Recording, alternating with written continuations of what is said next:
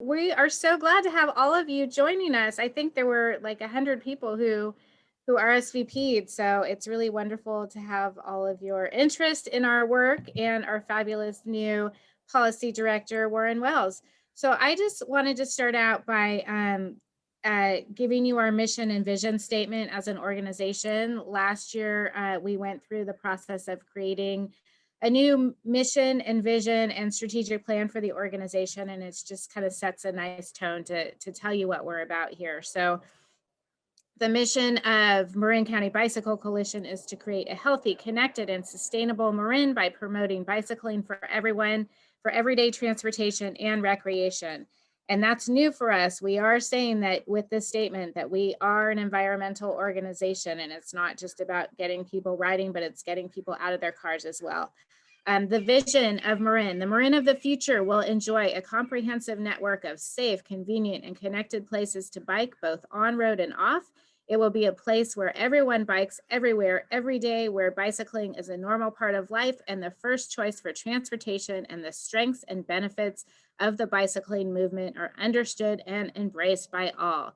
So thank you for being here. And I'm going to start out by asking Warren to tell us a little bit about himself. Thanks, Terrell. Thanks, Sophie. And thank you all for being here. Really appreciate everyone taking some time out of the day. So just I am about 4 weeks into the job and could not be more excited to be doing this work. So I'll just give you a little background on myself first.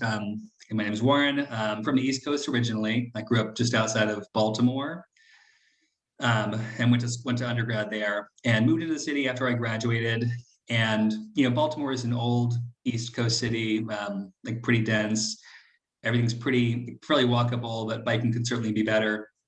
And I really I had grown up biking like with my family around my friends around the neighborhood, or we'd drive our cars to the bike trail, like an old rail trail near our house, but never thought about it as like something to do for transportation, or kind of like and didn't do it for fun at all in my 20s, but kind of like moved into the city, had like a job pretty close to where I lived, started riding the public transit to get there, and kind of started biking more for transportation, just because like it was easier than trying to find parking over my friends' neighborhoods, because everyone has just like on-street parking. And I remember kind of like having some thoughts about like, oh, this is like really great. I remember coming back from a board game night with a friend, and we just biked together for most of the way and split off a few blocks from home, and like just kind of like thinking how much fun that was.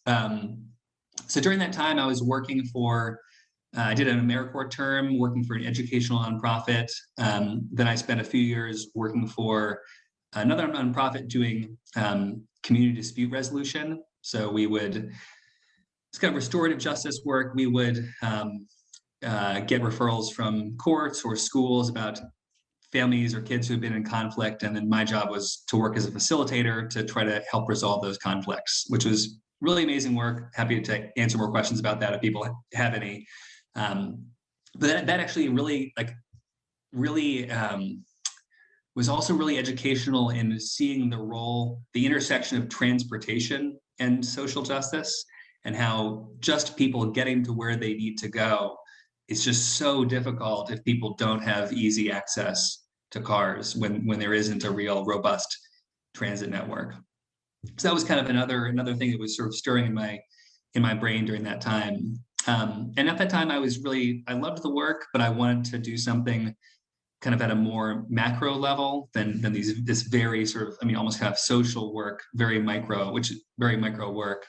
So I had been reading more about transportation and decided to apply for a master's degree in urban planning.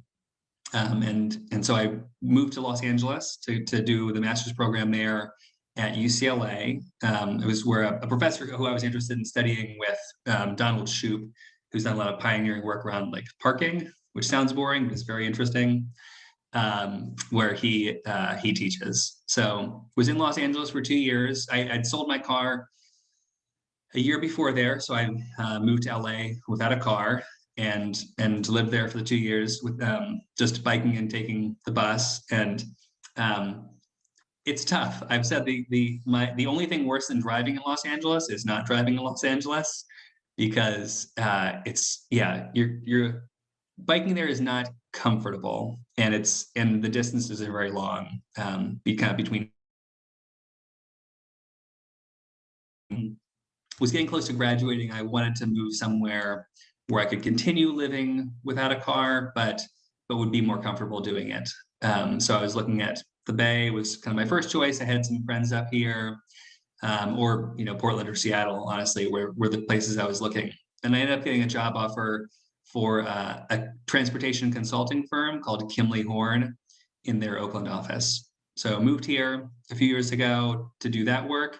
It was a really, really cool job. I loved my team. We were doing a lot of what's called complete streets planning. So taking, a city or a county would put out an RFP, and we would contract with them to kind of reimagine a corridor. So we did a lot of work on San Pablo Avenue here over in the East Bay. Some work down in Los Gatos, some work in Union City and Fremont. Just looking at a corridor that may have been planned in the 1960s, but we're trying to reimagine it. How can it be safer to walk on? How can it be easier to bike on? How can transit not get held up by traffic? So a lot of that work, and also some transit station planning for the South Bay BART extension, for the San Rafael Transit Center, and for Caltrain. So that was the work I was doing for about 2.5 years, and really loved it. Loved my team. It was great to be able to have this, diverse geography that you're working over, and really getting to, having a say over kind of how these places are reimagined. But felt somewhat limited by the lack of a mission when you're working in consulting. As a consultant, you do what your client wants you to, and the client is the city or the county. So if you're working with a very progressive city, you get to really do some exciting things and really make a great bike lane, or really make some real improvements to walking. And if you're working with a more, business as usual city, that doesn't happen, and you don't actually have a lot of say in that. So I had been keeping my eye out for something where I could, really use my passion for this work more productively. And I had a friend from grad school who used to intern with Marin County Bike Coalition, and he let me know about Bjorn's departure, and there was this opportunity here. And I just really leapt on it because it just was so much in line with kind of everything that I do, both professionally and am interested in, but also a place where I have done a ton of riding, really familiar with Marin, and just really love this place, and having this opportunity to work to improve it for biking. It just felt like an opportunity I couldn't miss. So that's how I came here. And I'll pause there for the next question. Yeah, it looks like we lost Terrell for the moment, so I will Okay, cool. Keep it going though. So can you tell everybody why this work matters to you, and why does it matter? Sorry, Sophie, I'm kind of losing a little bit there. Can you ask me again? Oh, can you tell everybody why does this work matter?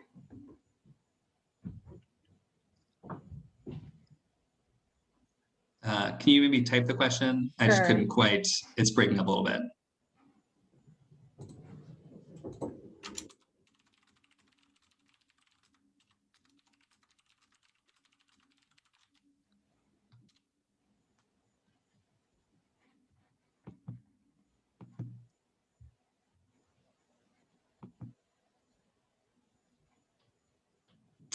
Yeah, so why does this work matter? This work matters for me because I really think of bikes as a tool. It sounds a little hokey, but I think of bikes as a tool for freedom. Actually, it's interesting if you go back and kind of read about the history of biking and the advent of the bicycle in the 1890s. They were they were used as, they were actually there was this big moral panic around biking because people were afraid that women would get on bikes and start being able to go wherever they wanted to on their own, which seemed like a problem at the time.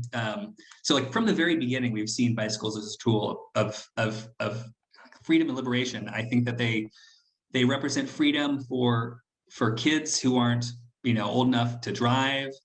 They represent freedom from like car payments or gridlock or searching for parking, and they represent freedom to access the outdoors and see places you never see, like behind your windshield. And obviously, if you're on this call, like, what I'm talking about already. But so many people who can bike and would like to do so more choose not to because they don't feel safe. So there's research from a professor at Portland State University named Jennifer Dill, who's done some real pioneering work in this. Her work kind of divides people up into 4 categories or types of, like kind of the whole populace. Here's these 4 types. So one of them she calls strong and fearless. Those people who don't mind taking the lane, descending on Route 1. They're kind of fine with no bike infrastructure. Then there's enthused and confident people who want to bike, are happy to bike, but wouldn't love biking in Sir Francis Drake. That's actually me. I do a ton of riding. I don't love like risky biking. And the next category, so then they're all the way the other end, is people who just no way, no how, they're not going to bike. Maybe they're not physically able to, or they just have no interest in it whatsoever. But actually those 3 types make up a minority of the population. The biggest group is what she calls interested but concerned. So this is people who, would like to bike, would be happy biking on the Bay Trail or on the Mill Valley Sausalito pathway, or at the beach in Los Angeles, but are not going to take the lane on Sir Francis Drake or bike in like a door zone bike lane on Francisco. And so she's done research across the biggest 50 metro areas in the country, and that group, interested but concerned, makes up a majority of people. And so when I think about that kind of in concrete terms, I'm thinking about my sister who's pregnant, or my 65-year-old mom. They're perfectly able to ride a bike, but they're going to keep driving until they feel safe. And so we see from this research, and also just anecdotally, that there's so much unmet demand for biking. And so every time you sit in traffic in your car, every time I sit in traffic, I think about how I'm just surrounded by people who might rather be biking, but can't because they don't bike because they don't feel like they can. And so I feel like this work is so important because it gives people that freedom, that alternative that they already want, but can't have because of how we've planned our city streets for decades. So I'm so interested in reimagining this world, which actually meets what people want and has the added benefit of achieving a lot of our goals in terms of reducing our greenhouse gas emissions and improving the quality of our air. Okay, I'm sorry about my internet issues, and thanks for pitching in there, Sophie. I want to ask you, what do you do for fun, Warren?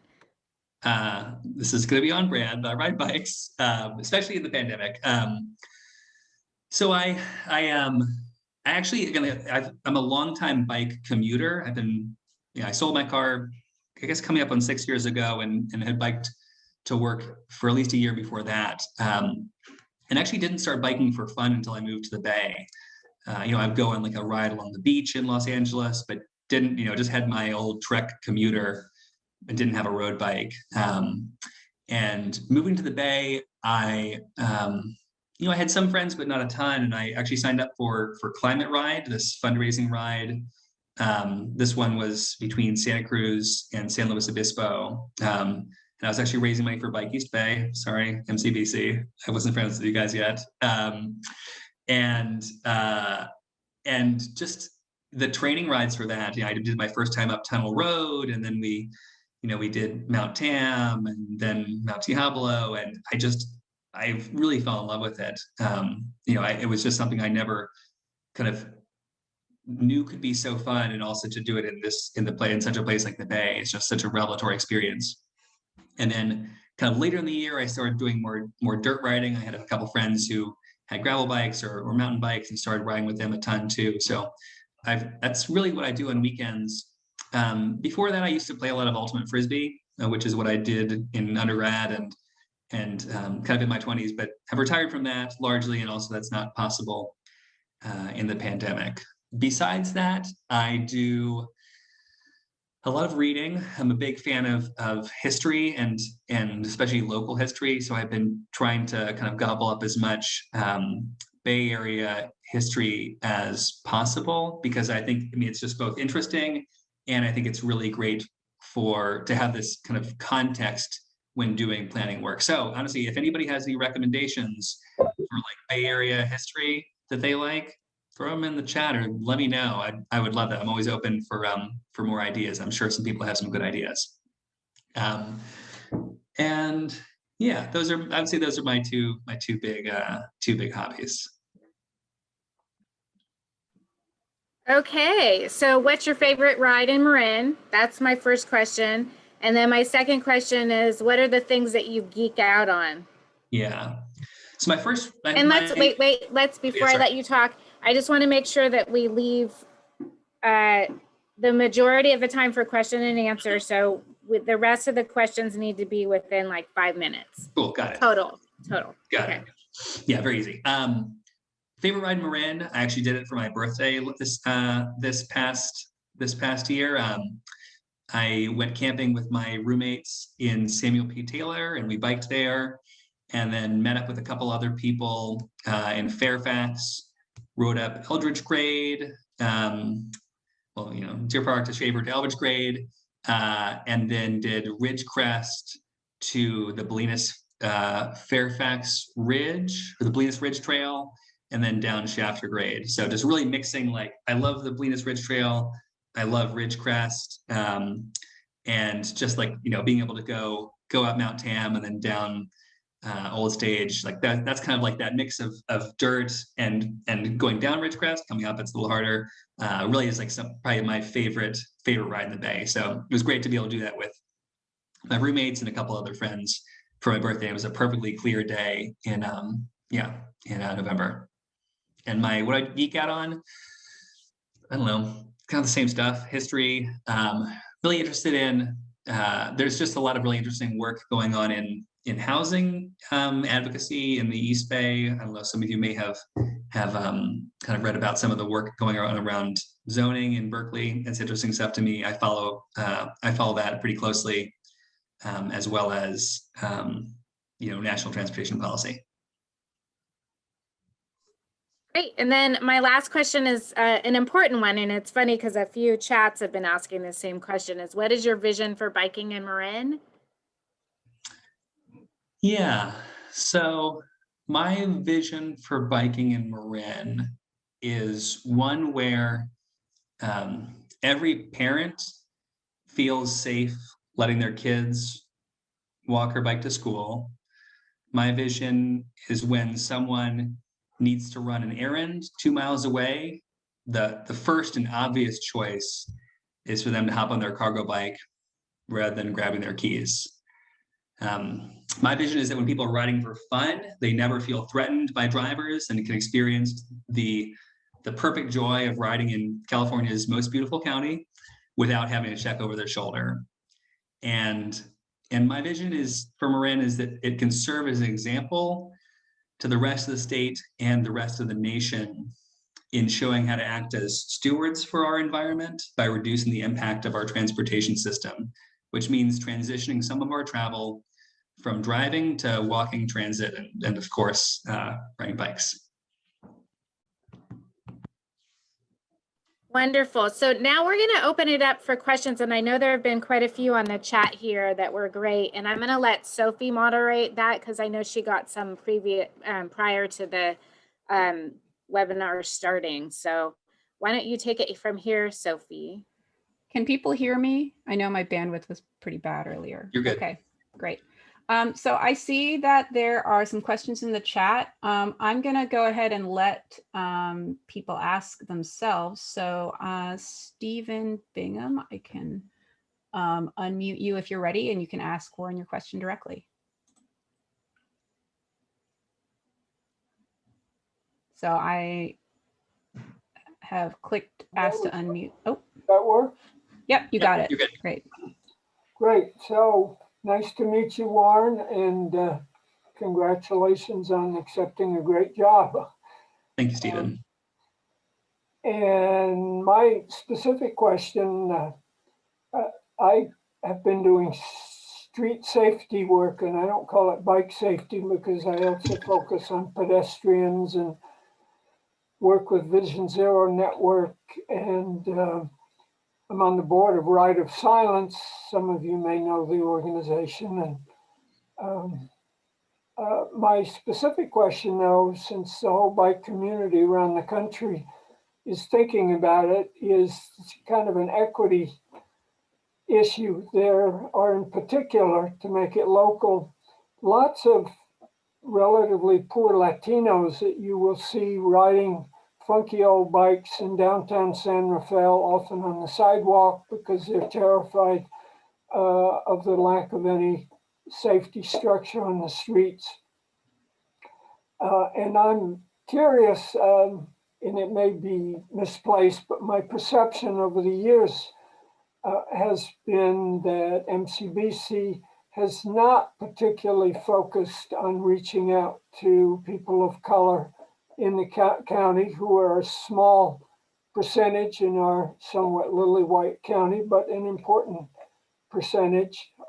And I'm just interested, you talk about being from Baltimore, which means that you have a real sense of those issues. And I'm interested to know how if you have any vision for expanding MCBC's horizons in terms of specifically reaching out to those communities and addressing some of the unique problems they have. Thank you for the question, Stephen. I really appreciate that. Yeah, that totally aligns with my interest in doing this work. There's so much, as you talked about, there's so many people who are riding bikes who I think a lot of people don't even notice. There was some article on this called, I think, in Cycling Magazine a few years ago that called folks like the people in the canal, or like in Los Angeles, a bunch of people who are like riding to their day labor job at 6 a.m. on a sidewalk, called them the invisible cyclists, because these are people who we don't call them a cyclist because they're not in Lycra and they're not taking the lane on Blythedale, but they're people who are biking because they need to get somewhere and it's faster than walking and they don't have to worry about bus service, and they're people who are disproportionately the victims of traffic violence. We see that in the statistics, both walking and biking. Low-income people, I think, are twice as likely to die from or be seriously injured in traffic violence than higher income people. And obviously the way that we have historically planned those neighborhoods are typically to facilitate high speed through traffic. Again, like I spent a lot of time in Los Angeles, and South LA looks very different than West LA. And that like, I don't need to impugn anybody's motives from the past, but like, this is where we are. We have dangerous places to walk and bike in the poorest places. And it's beyond that too, right? When we focus all of our car traffic in low income areas, there's all sorts of knock-on effects for air quality that people in these communities suffer asthma at higher rates. So all that aside, my vision for MCBC is really making inroads in those communities. I think that actually some of my friends at Bike East Bay, I think, have done a really good job, or in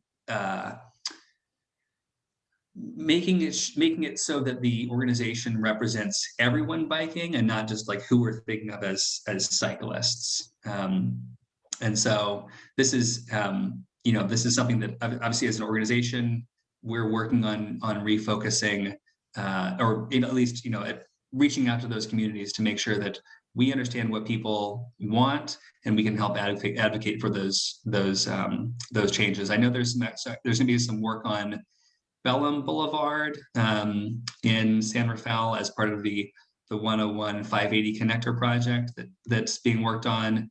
that we'll be involved with, and that's going to be probably a really good kind of way to make some of those connections into that community, so we can be more of an advocate there.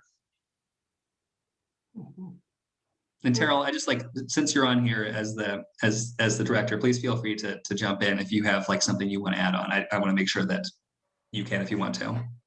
No, I think you stated it really succinctly. I mean, we, you know, I just started here a year and a half ago, and my goal as the executive director is to really change the way people see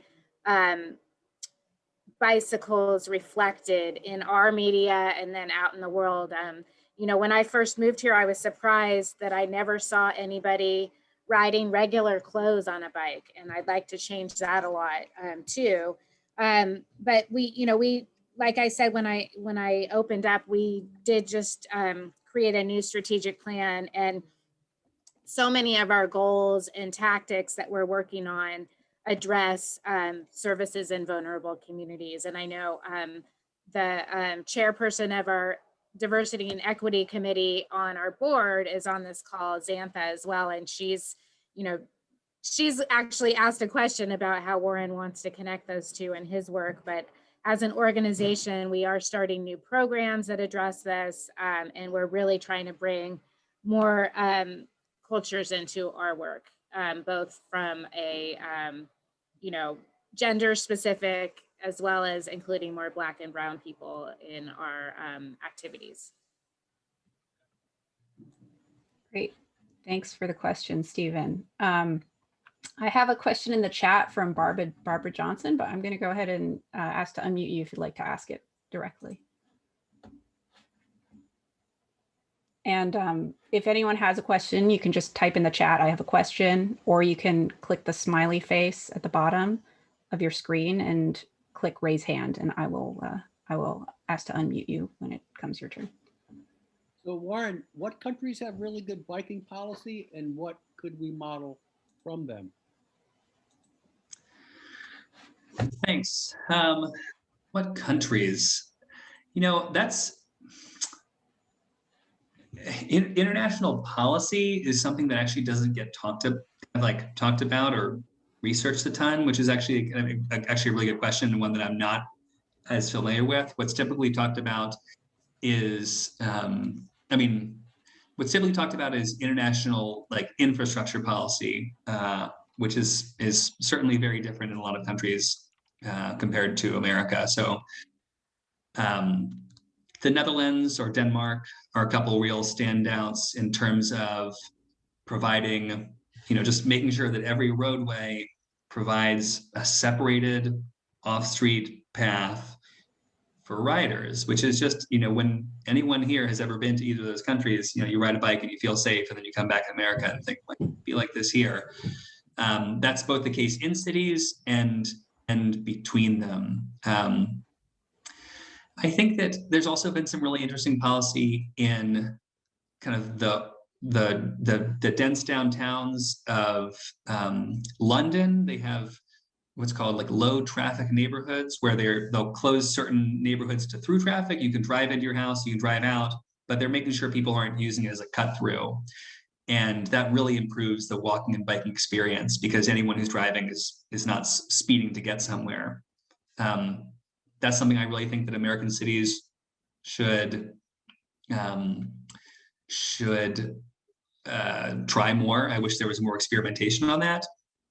On a domestic side, I'll wrap this up, but on a domestic side, you know, there's more kind of, I think there's more interesting policy happening in the enforcement and policing side. I know that City of Oakland, some years ago, it was reported that they, I think 12% of Oakland, 12% of the population of Oakland are Black men, and yet Black men made up 60% of Oakland's traffic stops of bikers. And that's unacceptable.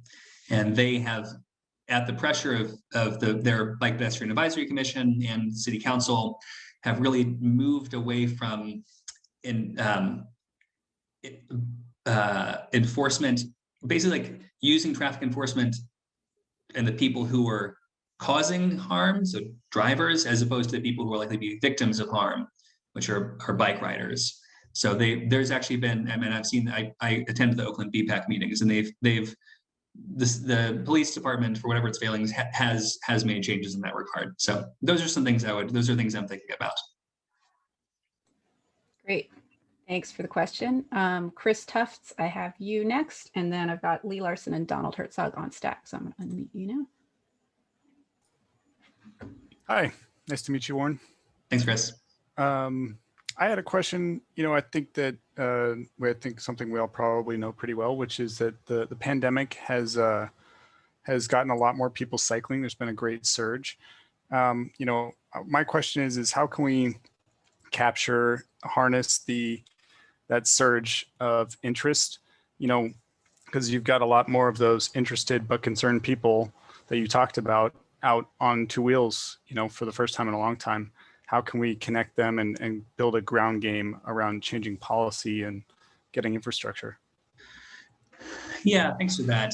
And I really think sadly, I actually think that so many American cities have really kind of whiffed on this. And I don't think that we have totally missed I don't think we've totally missed, but we're like down 2 strikes or something. I don't know, to use a baseball metaphor. In Paris, Paris is a real standard example for this. They have a really visionary mayor, Anne Hidalgo, who early in the pandemic deployed pop-up bike lanes across the city. And there was some research I saw a couple weeks ago showing that of the users of these pop-up bike lanes, again, they were just because people weren't riding transit because they were concerned about COVID, and they were biking more because because of other reasons.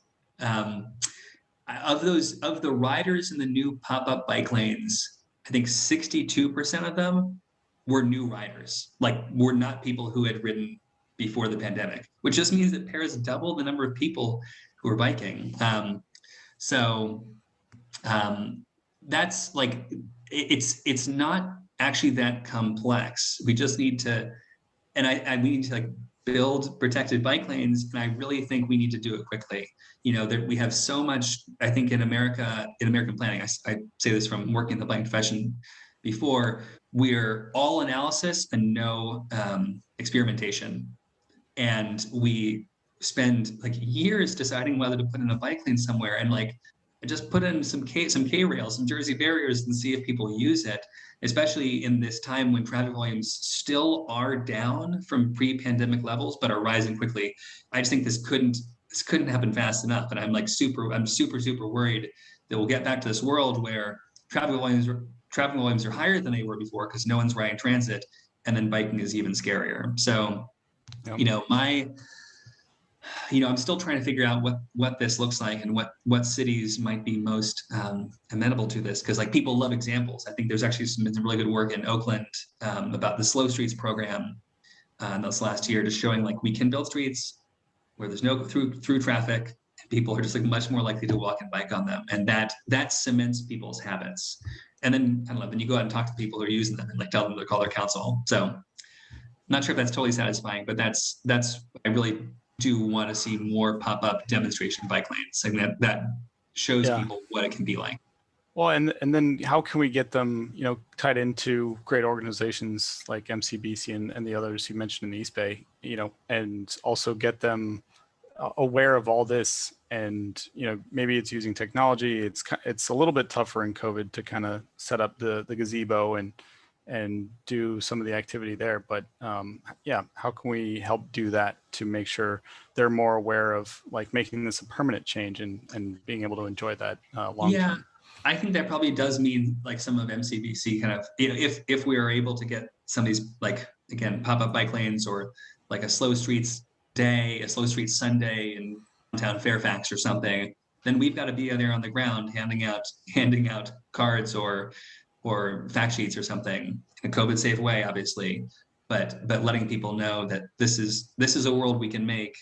And you just will have to make those changes. City council members have to hear more from the people who want to change than they're hearing from people who don't want to change. And right now that's the case. Yep. And yeah, so I'm very cautiously optimistic. I want this to happen, and it's going to be a real push. Got it. And then one super quick one, just call it nerding out. I saw your post about your bike packing trip. Great, love it. Just did one myself. Is that your tent on your top tube that fit in there? Yeah, those are the poles in the top tube. The tent Just itself the poles is stuffed into the front bag. Got it. I'll do a Got little. I'm planning to do another post on like how to bike pack and my like setup and stuff. So stay tuned. Oh for yeah, that. I am checking it out already. Thanks. Cool. Thanks, Chris. Appreciate it. Great questions. All right, I have Lee Larson up next. Then I have Dawn, Andy, and Philip. And I'm gonna unmute Lee right now. All right, thank you. Welcome, Warren.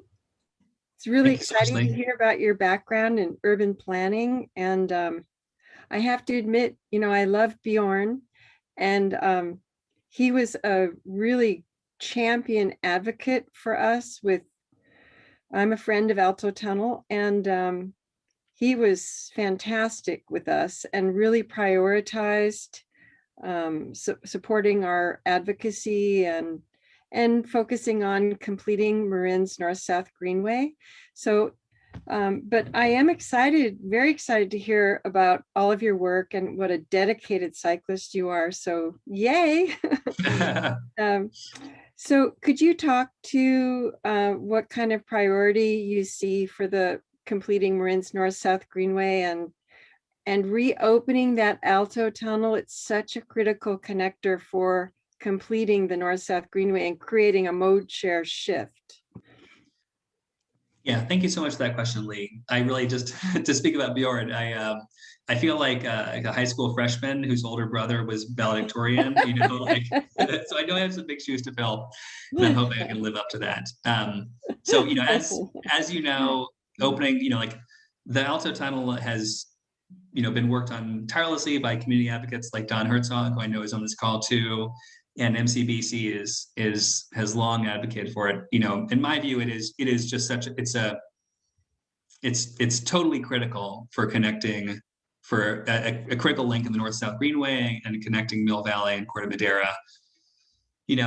We hear from some people that, we just need to improve the alternate routes, Camino Alto or Horse Hill, but those can be viable for some riders, or if you're using an e-bike, but they're twice as long and in my view, just represent an unacceptable alternative for someone walking or riding a skateboard or someone pushing a stroller or someone who might not afford an e-bike. So in terms of developing a strategy for the Alto Tunnel, I know that it's been tough to do this advocacy in COVID. People's political will may be waning. I just like there's like nothing more that I'm interested in than pushing forward to the Alto Tunnel. It would be such a legacy to leave, and it's one of those things where like once it was done, everyone would be like, why did we ever question doing this? Like it would be such a clear step change improvement over the existing condition, because there is so much travel between Corte Madera and Mill Valley just alone, plus the North-South Greenway in total. And like it's tough. There's no doubt that it's going to be expensive, and this is things I hear when I talk to city council members. But like we've done this before. The Cal Park Hill Tunnel was pretty close to the same price, and also we'll have to spend a bunch of money on the Alto Tunnel to secure it. And even if we're closing it permanently, it'll cost tens of millions, more than $10 million to plug it. So it's cheaper because of that. I'm trying to just bring it up with every council member or Tim or board member I talk to, or the county supervisors, and we really need to have our ground game ready, because we're optimistic about additional funding from the federal government, and so we need to make sure that we have like whatever ground organization ready to jump on that if and when it becomes available. So again, there's a lot that I still have to learn, and I really hope to have a kind of more detailed strategic plan for this sort of stuff in the next couple of months. So feel free to follow up about this. There's still a lot of learning here. Very nice. And have you been able to watch our video? I have. It's great. I've watched it a couple of times actually. It's really, really well done. Excellent. Well, thank you so much. It's great to have you on board, Warren. Oh, what a pleasure, Lee. Thank you so much. Thanks a lot. Okay, I've got Dawn up next, and I have added Kate and Sandra to the stack. So Dawn, I'm asking to unmute you now. Oh, hi. Thank you very much. Thanks, Warren. It's good talking to you last week, and I really appreciate you doing this today. Before I get to my question, the Alto Tunnel, everybody says it's very expensive. The cost is less than $0.25 per user over the life of the tunnel. I mean, it's insignificant. So, and it is the key project. So 2 million people a year, take 2,000 cars a day off the road. It should be our first priority. But going to priorities, what are your priorities for the first year?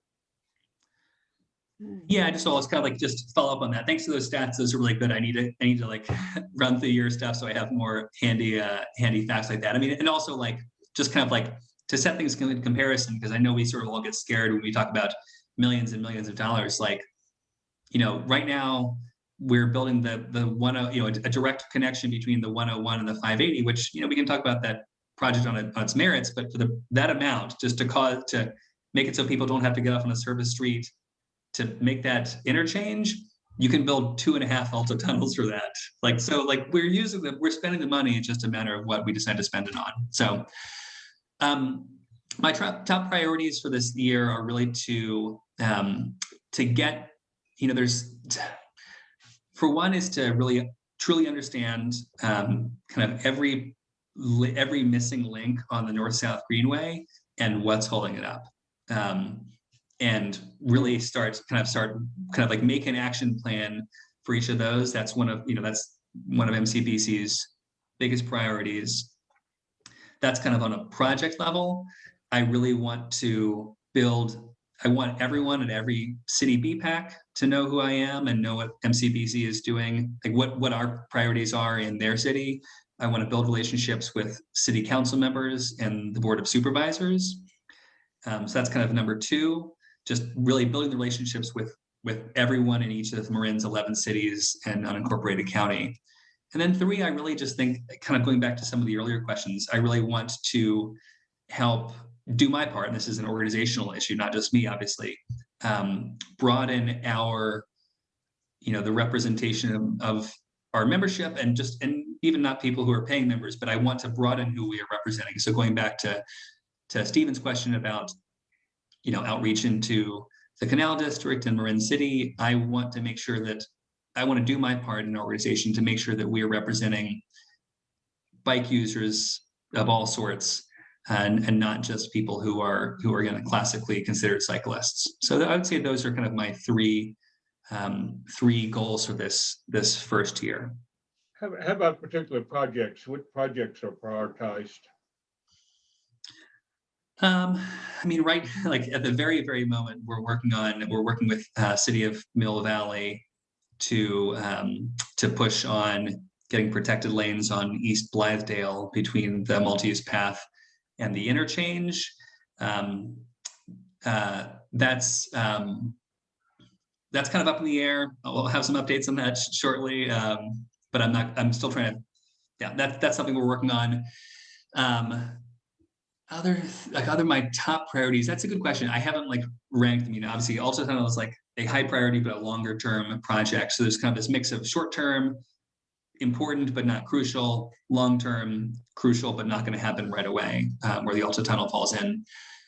You know, we're also trying to make sure there's other projects that are happening right now, like the 2nd Street connector in San Rafael that we're just keeping an eye on. It sounds like it's going to be good. We want to really make sure that it is. Other projects connecting to, yeah, so to answer your question, I actually haven't made like a priority list for myself yet, and that's a great prompt to do so. Right now, I'm kind of still trying to understand all of the projects we're tracking, where they are in the queue, so I can kind of address them in priority. Okay, thank you. I was just thinking also, one of the kind of immediate things that we've been working on, and you'll be hearing an article, hopefully an article in the IJ about it soon, is just that SMART has a lot more money than they had expected, and we really want to make sure that they direct that money towards building the pathway rather than whatever other frivolous things they can think of. Yeah. Thank you. Yeah, there was some talk about adding Wi-Fi on the trains, which again may have its own merits, but it is our firm position that that falls far short in terms of priorities to completing the path, which was a part of the original ballot initiative. Right. Yeah, we need to hold their feet to the fire. Thank you. Thanks, Don. I appreciate it. Thank you. All right. Next, I have Andy.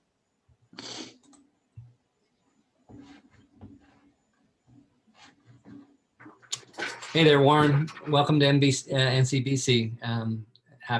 Really excited to have you here. The last two questions you've actually, or your last two answers, answered a lot of my questions. But being that Terrell just brought it up, and hello there, Terrell, and everybody else. I'm curious if you have had a chance to dig into SMART. It sounds like you have had a certain amount of, you've done a little bit of digging into that. That's been one area of interest of mine, and there's two segments in particular in Marin, which so really two major remaining segments that SMART has been afraid to go after. It was all environmentally cleared, but the permitting is always a whole nother game, as you know from the work you did with cities. But anyway, one of my questions is, what are your thoughts on approaching that? And of course, that is a major chunk of the North-South Greenway north of, whatever McGinnis Parkway there, especially. Yeah.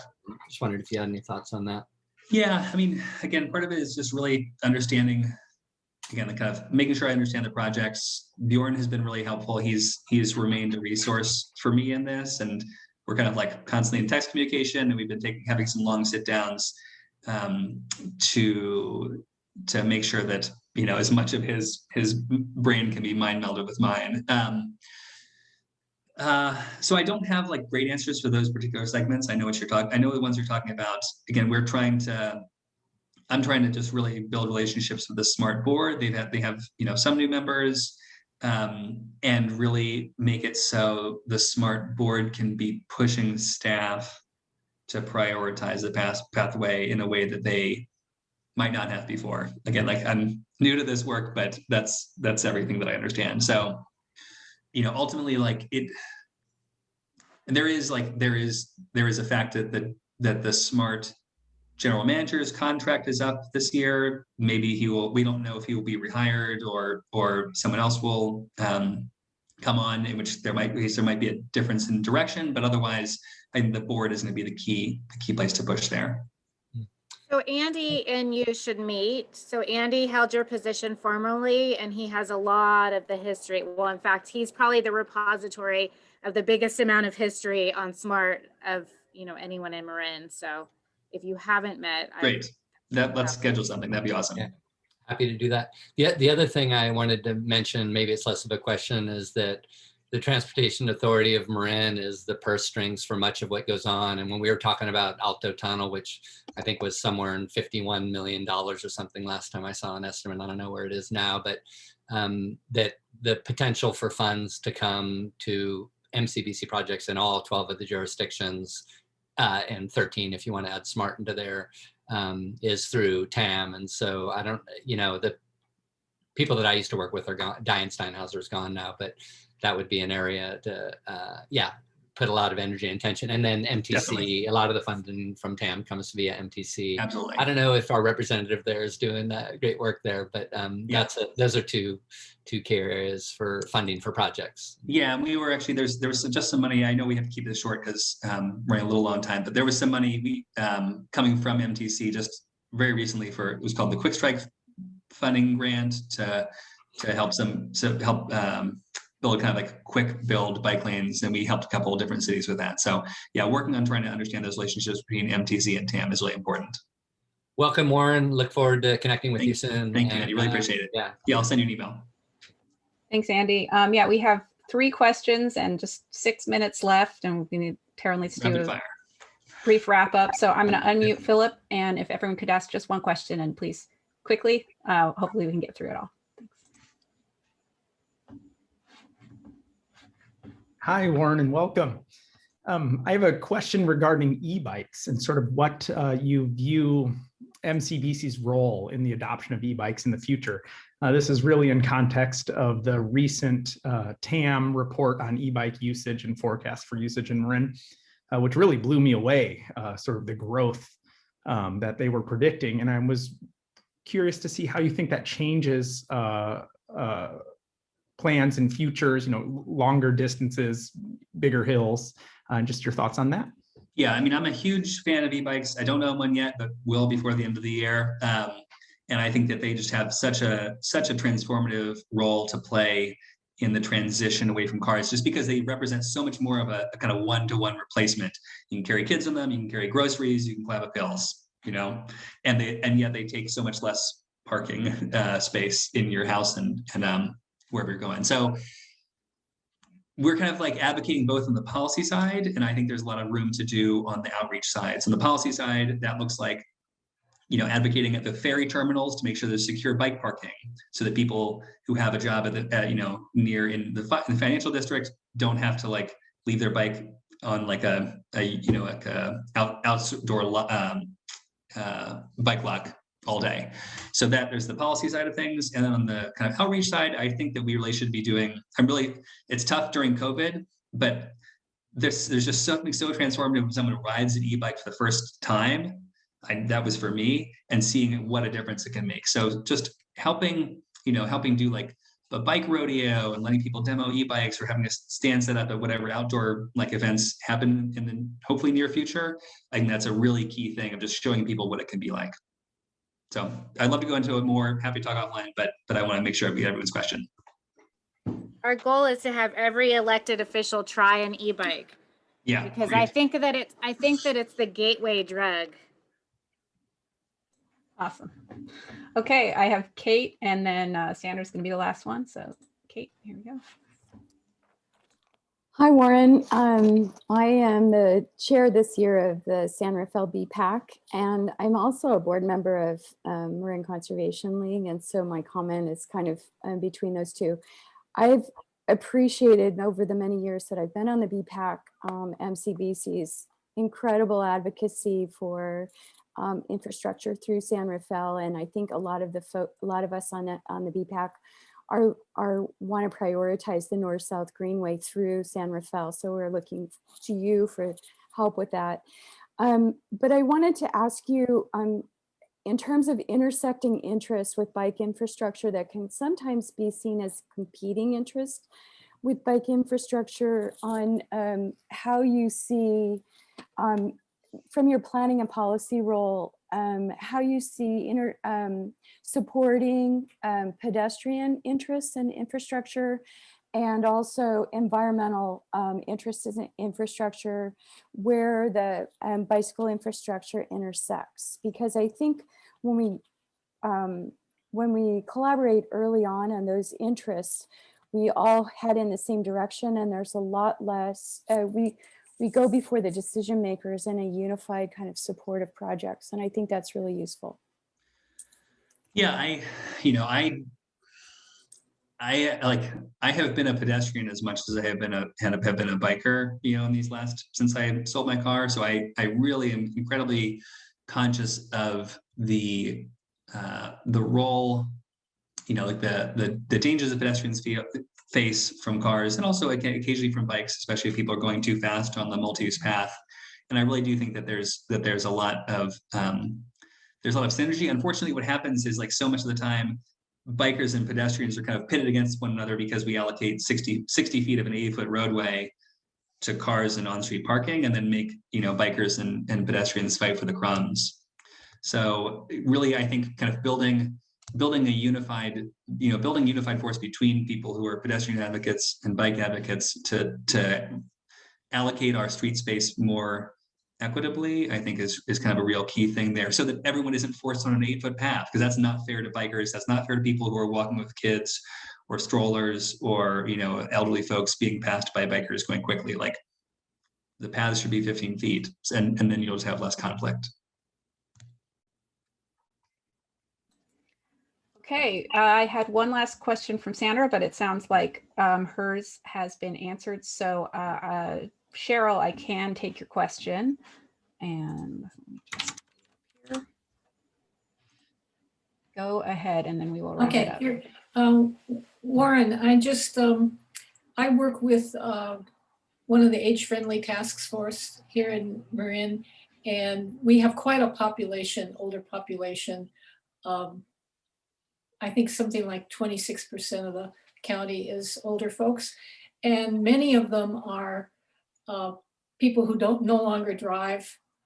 And so I'm wondering what, if you have any ideas about how MCBC can tap that group and make people more aware that, you know, when you talked about freedom, that really rang a bell for me, because a lot of people, especially now that transit is really at a skeleton services, bicycling is really a choice, an option, could be an option. Yeah, I think it's such a key point. You know, this is why, you know, in MCBC's mission statement, we talk about cycling infrastructure for all ages and abilities, right? Like, it's fine if someone like me in their 30s feels safe biking. It's necessary that people in their 70s and 80s do. And so this is where I think that, like, but it's hard though, because someone who's in their 70s and 80s who has grown up their whole life in America probably drove a car the whole time, because when they were coming up, they probably biked to school growing up and then haven't ridden since then. So I think, you know, demonstration projects are really important, kind of going back to what I was talking about.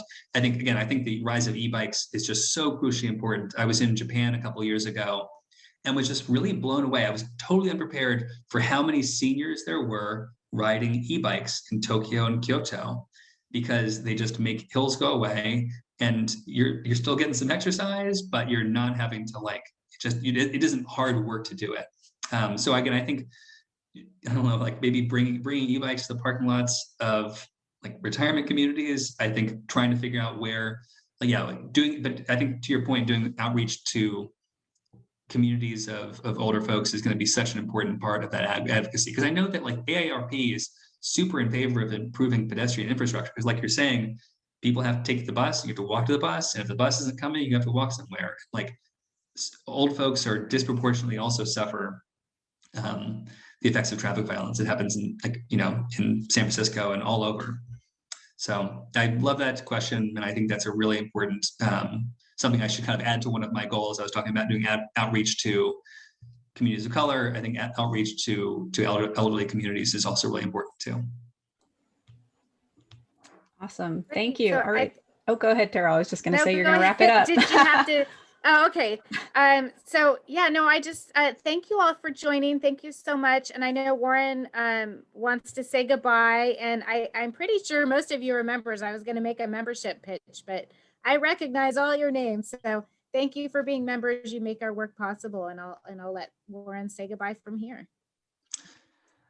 Yeah, I just want to really thank everybody from the bottom of my heart for taking some time today to come online, ask me some questions. Please feel free to reach out for any follow-ups if you feel like I didn't answer a question or you didn't have time to get something in. It's just warren@marinbike.org. I'm always happy to talk on email or on the phone. Again, if you have like an issue in your city you want to show me and do a ride around, always happy to do that. So please stay in touch. I couldn't be more excited to do this work. I think it's just a really thrilling time to be working in bike advocacy. Some of the questions, there's so much opportunity here to envision this better world, where people are seeing how a world with fewer cars can be, and also more clued into the importance of addressing climate change. So I'm really happy to be working at this organization. Terrell, thank you so much for giving me this opportunity, and thank you all for being here. Thanks, everyone.